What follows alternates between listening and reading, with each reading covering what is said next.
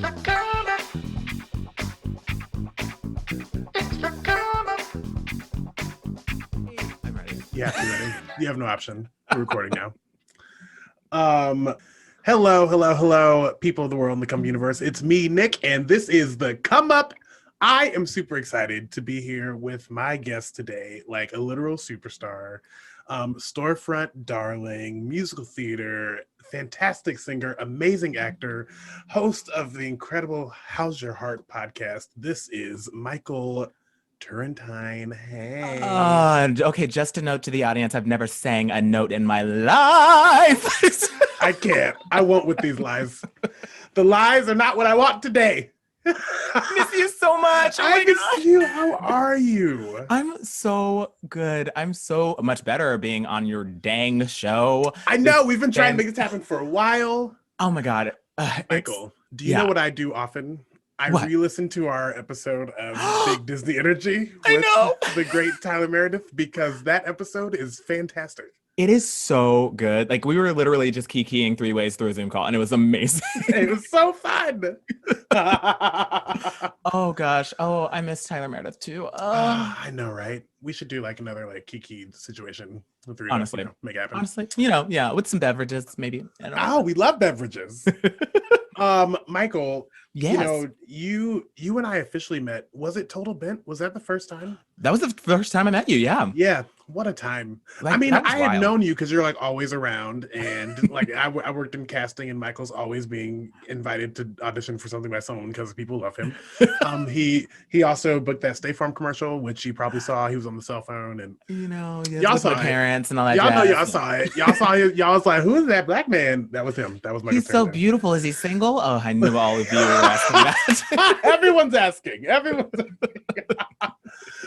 So Michael, you are so multifaceted, multi-talented, and you like in the pandemic have grown even beyond that in so many ways. So Yeah. let's just start with the basics. Where'd you come from? Why'd you start doing the art thing? And you know, Ooh, let's where just did go I there. come from? Oh my goodness, Nick, you're so good at interviews. I love you so much. God. I'm like, I just got nervous. I was like, we're so professional, but we were kikiing. So like, hold on. This is fine.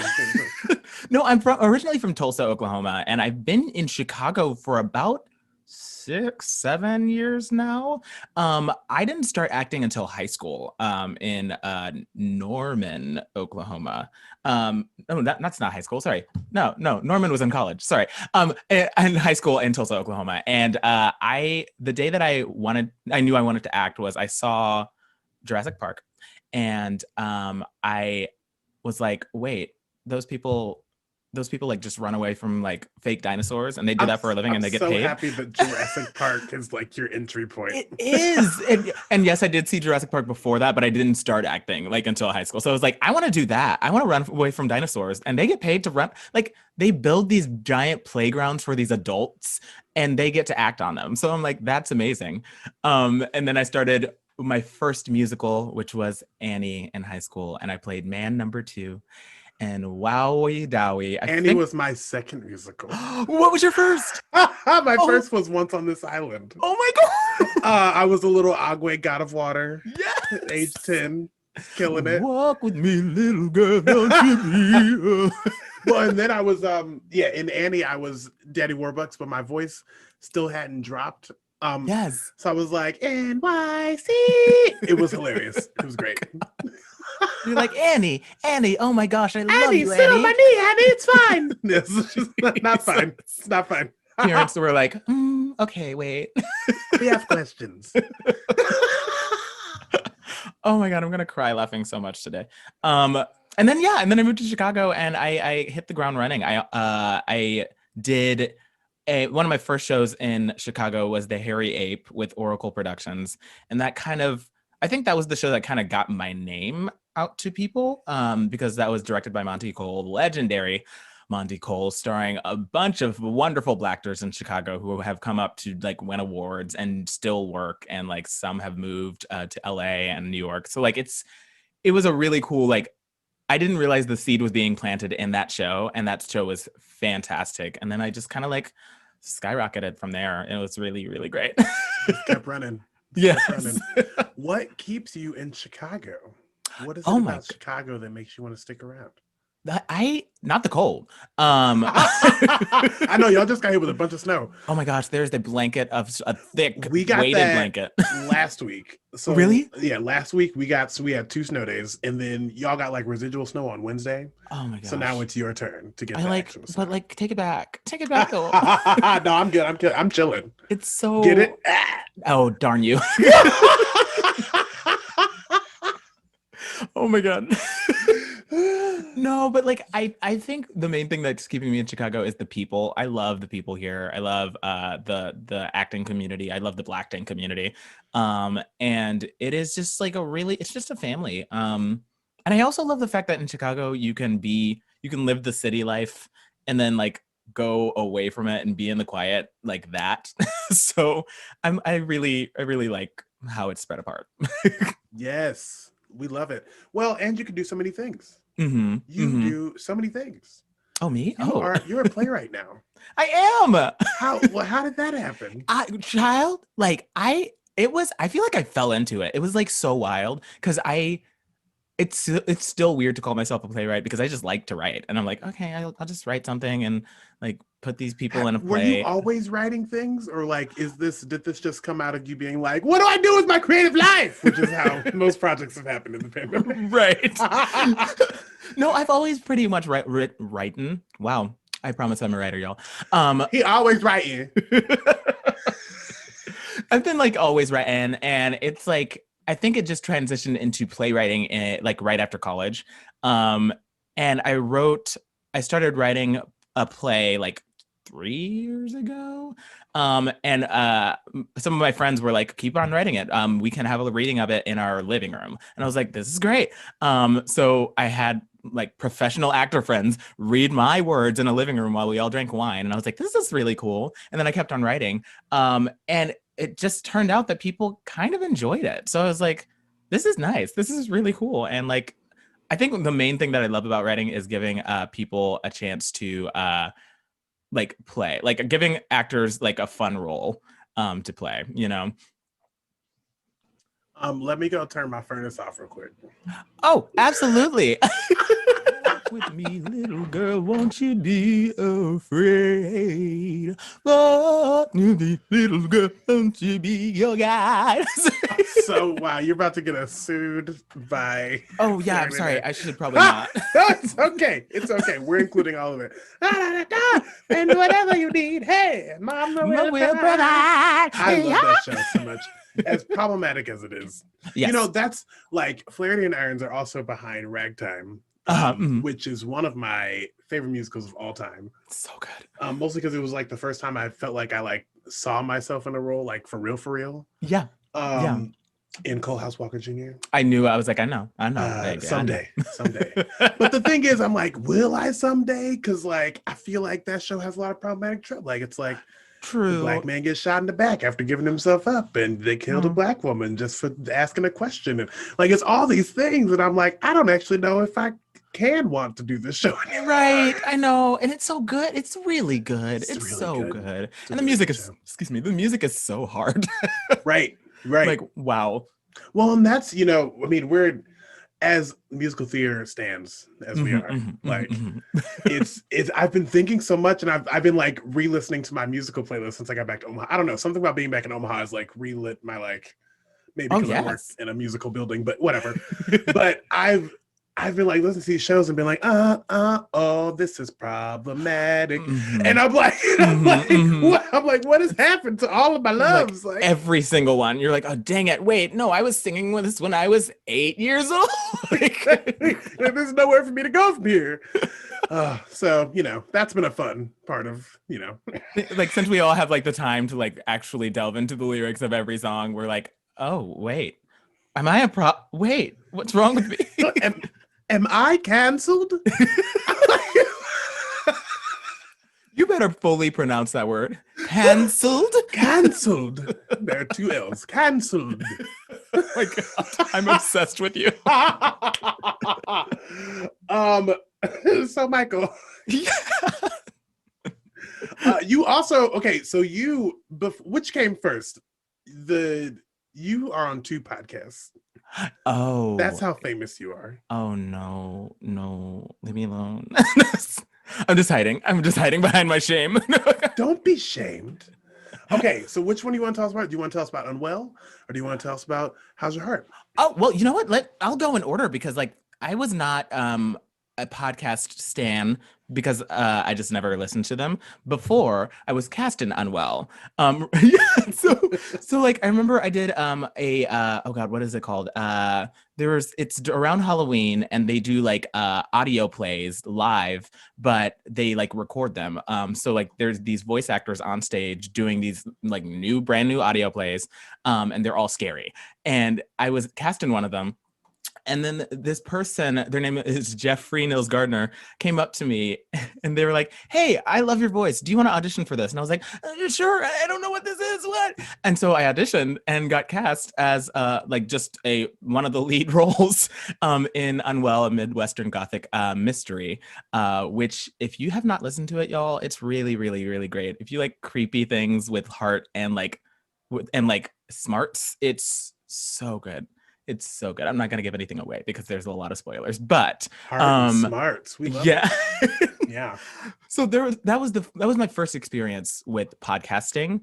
And then Jeffrey and their business partner Eleanor Hyde approached me and they were like, "Hey, do you want to like host a podcast?" And I was like, "Sure, like why not?" And so we set up a meeting and it was like us three in a boardroom or whatever.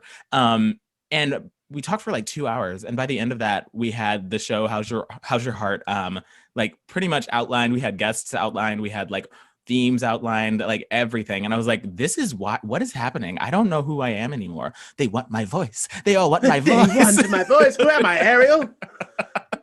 Yes, the answer is yes, everybody. I am Ariel.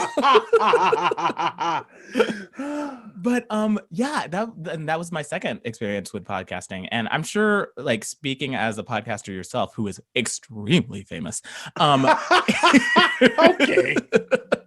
it's so rewarding. It's like really cool to just like talk to folks and like about like a subject matter that you are passionate about. Particularly with How's Your Heart, the subject matter is I was always not obsessed, but I was always intrigued by like why we don't talk about certain things as queer and or POC folks, usually revolving relationships, sex, and queerdom and all that stuff. And I was like, y'all, I want to create a space for queer and POC people to like talk like positively, negatively, awkwardly about all of these subjects because we don't really have that place. And also it can be really funny. It can be really funny, but it's like all of these conversations that we keep behind a closed door or like a secret because like our parents have told us like your business is your business and no one else's, which I get. But also like when we don't hear about it, we don't learn about it. And then when we don't learn about it, what do we do? Right. Yeah. Then we're running around like Bridgerton. Like, where did Oh my babies God. come from? Oh girl. Oh baby. Oh my Listen, goodness. That show had me stressed. So much. I was like, I've never wanted to box a day in my life. And here I am. Exactly. Signing up to be in the ring. Oh, both of them man. Like, just hit me twice in the face. Like, right I'll here. take it. Right. I'll give you a target, get some lipstick, and just like I'll give you all the cheeks. I don't care. That's it.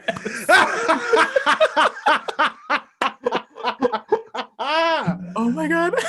What a mess. I loved that show. I loved that show so much. I was just like, what is happening? So I will say, so I started watching it and like in the first episode, I was like, there are far too many white people here. I was like, we are, but then I was like, oh, I see what we're doing. I see. Oh, I'm with you. It's like, continue. I am with you. And then I was like, oh, I see what we're doing. I was like, I am with you. Like it kept like that phrase just kept getting larger and larger as the episodes went on. Yes. Oh my gosh. I was obsessed with most all of those characters, actually. What is the main black guy's name? I forgot his name. His name is the Count. He's not the Count. Why did I want to say Cole House? It's not Cole House. The Duke. He's the Duke. Not Duke Colehouse. Duke Colehouse Walker Jr. the third of Oh my Sussex. God. That show was. I mean, I did fall in love. Like Eloise I stand Eloise. Everything. Um, Everything. Also, the queer brother ? Question mark. Right? We're not sure yet. Right? Okay, here I'm gonna be very honest with you. Okay. Of the three brothers, he's the one I want to sleep with the most. Like I know. I'm sorry. You didn't ask me. The youngest one looks like a child. He's And like the oldest 12. one is the worst. He's a dick. Can't stand him. Can't stand him. Can I curse? I'm sorry. I was gonna say dick first, so I'm happy you said it. So that now we're an explicit episode. That's great. I hate him. He's the worst. So middle brother, yes. I mean, he's innocent. He's nice. He Yes. smokes cigarettes with Eloise. Oh my gosh, yes, and stands Eloise like us. Like Right. he's also has a great like smirk smile when he's like, oh my Yes. god, And he's an artist. and he's an artist. I love that they were like, come hang out with the artists. We just like have a lot of sex, Exactly. swap partners, and make things. I was like, once that scene came up, I felt so red. I was like, okay, come for me. Like, what are you? Shonda, wait, hold. Wait, hold. What? Hold. I feel unsafe. Hold. You I weren't feel supposed to unsafe. be at that party. I don't know. Yes. Oh, that show. That was good. Yeah, it that was good. It was really good. Wow. So that was a fun spoiler-filled tangent. Yeah, sorry, y'all. So people, listen, I'm gonna flash a little thing. It's like spoilers. But if you haven't seen it yet, that's your fault. I blame you. Boom. So speaking of the content that you talk about on your show, Yeah. I have always been like, I think especially as a Black man Mhm. that is gay, Mhm. it has very often been like taboo to speak about. I mean, speaking about sex in a Black household is like taboo Ooh. anyway. Mm-hmm. But to speak about like gay sex in a Black household Girl. is not even like Mm-hmm. or I've experienced a lot of men who like speak a lot about their sexuality and like that is their identity at this point. Right. And I feel like a lot of that is because we don't get to just have the basic conversations at home. Mm-hmm. I got a minor in philosophy, so sometimes I go just say really lofty things like that and then I just love give you it. a chance to respond. Oh no, I love it. No, that's so real, and that's actually I love you so much. Come on, a philosopher. Yeah, because one of the things that I think about is I actually learned the most about sex, particularly queer sex, from my gay Black friends, particularly when I moved to Chicago. And I was like, oh, wait, these conversations weren't available to me like openly when I was in one, Oklahoma, and two, in like in my household, because I was the only one who identified as queer in my house. So like no one really knew what to tell me. Right. And like it's just like those friends in Chicago gave me a chance to feel not dumb about the things that I didn't know.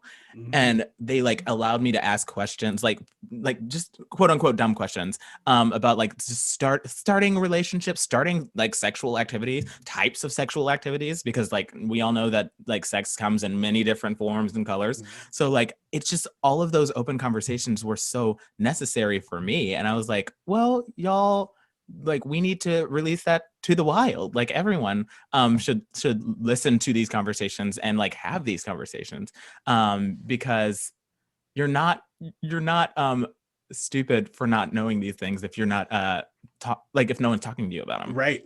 Yeah. Well, and I'm from, as I said, Omaha, which people always think is Oklahoma, by the way. I'm not sure if this happens to you. I'll be like, I'm from Omaha, Nebraska. And they're like, and then next time they're like, oh, you're in Oklahoma, right? Not the same. Like not even remotely close. No. Like People not say I'm from Ohio. like what? Or is that the one? I don't know. They just take all the O's. And I'm like, Right. people, I need you to figure it out. Oh, you're But from New Zealand. Oh. Similar like, oh, Zimbabwe. Uh-huh. Oh God. So similarly in Omaha, in the Midwest, deep Midwest, like on the border of Iowa, like I am in the corn. Like I don't think people realize that like I am I'm in from the corn. the Midwest, like Ooh. heavy in it. Come on, Range. The Midwest.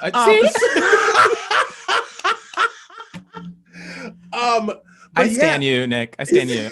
I stand you. But there are so many things that like you said, as the like I'm not the only queer person in my family, but like it wasn't really something you talked about growing up. Right. And so I did a lot of catch up, like as I started meeting more queer friends in my life and like experience. And then you're right, the dumb questions like, what did relation? I don't know. What's Right. relay? Relays, yeah. What's that? Oh, yeah. What is that? Relay, is that a new song by Taylor Swift? Ralulu? I don't know. Oh my God. Yes, absolutely. And like one of the cool things that I've gotten back, like I've gotten comments from like queer Black friends about like the importance of these conversations. But I've also gotten comments from like people who do not identify near my identity, like white people who are hetero and married, and will listen to this and come to me and be like, I thought this conversation wasn't for me, but honestly, it's for everybody. And I was like, exactly, because all we're talking about is communication and consent and kikiing at the same time, which all identities can do. Yes, So, everyone can commune, everyone can get consent, and everybody can kiki. yes. Yeah, I want that on like a pin. I'll let you have it. Thank you. I'll put the little thing and say that you're selling them now. Like, That's a running joke I'm doing with people now. I'm just gonna say that people are selling things on the show. Yes. And hopefully you'll start selling them. I mean, like I have this car, this motor vehicle with the word consent on it, going for $5. Anyone? Anyone? The $5 consent car. $5 consent car. Nobody? Michael, as we sit in this moment of pause and being able to like do the thing really, I mean, you found many avenues to keep doing the thing, which is impressive and amazing, and everyone is. Thank you. Everybody loves Michael Turrentine. But like, what are you hoping? What kind of stories are you hoping you get to tell later? And what do you think that looks like? Oh, that's good. Nick, such a good question. On this day of days on your podcast, The Come Up, I will answer said question right now in my Bridgerton voice. Anyway, no, like that's a great question because I've been starting to submit more plays to different theaters and like festivals and all that stuff. And that was one of the questions in one of like the breakdowns, which is like, what kind of stories do you want to tell?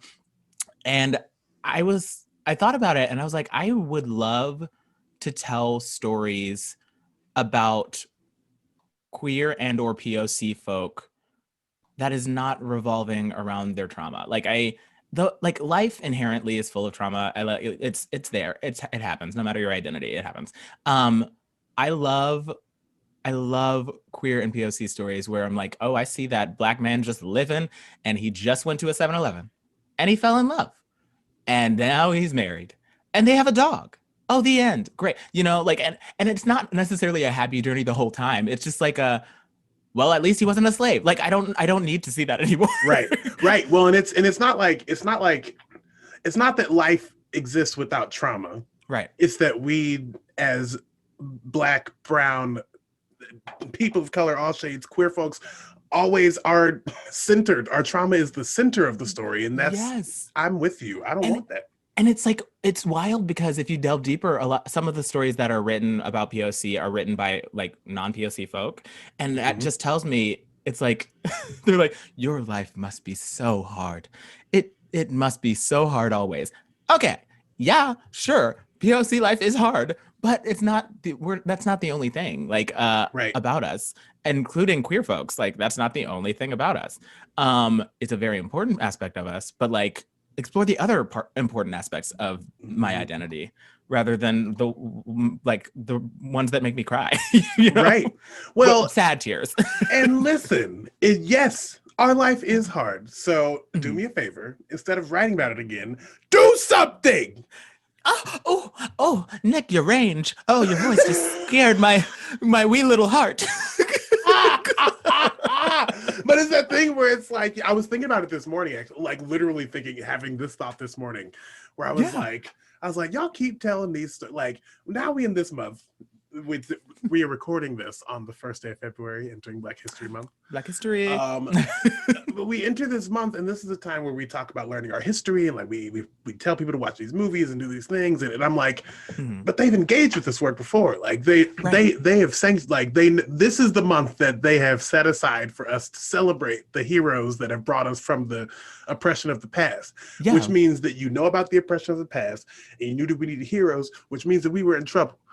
So like, please, like, I really hope that people can get something from this month, from those stories we keep telling. Like, eventually, be like, how do we decenter the trauma from these people? Yes. I feel like a lot of the energy that people put forward, particularly like allies or people who want to be allies that are not POC, they put forward so much energy in like, what do I do? Just the question, and they don't go any further than that. Right. And honestly, that just kind of puts the weight of answering that question on the people that you're trying to ally.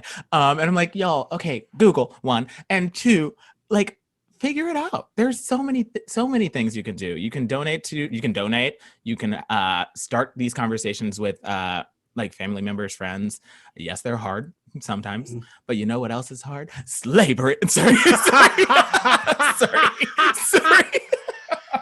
Never apologize for slavery being hard, because it was. Michael Turrentine. Ooh, thank you so much. I appreciate you. I appreciate you. I appreciate you so much. I miss you so much. I miss you too. This was so much fun. It's so much fun.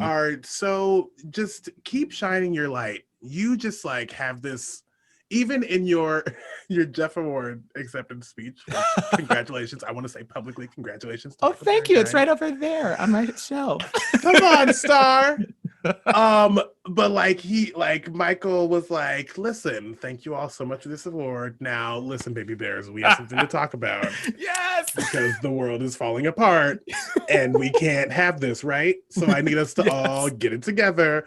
And you think that I'm kidding, but that was the tone. That was the actual tone of the legit speech. Thank you so much. Hey, let's pull it together. Yeah. And you just have this ability to just be so positive, and also but also challenge people to be better, which is so important. Thank you, Nick. One, thank you so much. That's so sweet. And two, like it comes from surrounding myself with people like you. Like it's like folks like around me give me the drive to do the same thing that they're doing, which is exactly what you're doing. So I'm like, hey, when you compliment me, you're complimenting you, boo. Our melanin is a mirror reflecting each other to each other. Yes. Come on. Yes. Oh my goodness. Listen, if you want to catch Michael Turrentine, there are so many ways to do it. You've got Unwell and Midwest South Africa. You've got How's Your Heart, his incredible podcast. And his plays are going to be all over the place soon. Broadway? No, that's a lie. I'm lying. Don't think that immediately. Sorry. Oh my God. Michael Turrentine, my stomach hurts, my face hurts. I love you. Thanks for being here. Love you, boo. Thank you for having me.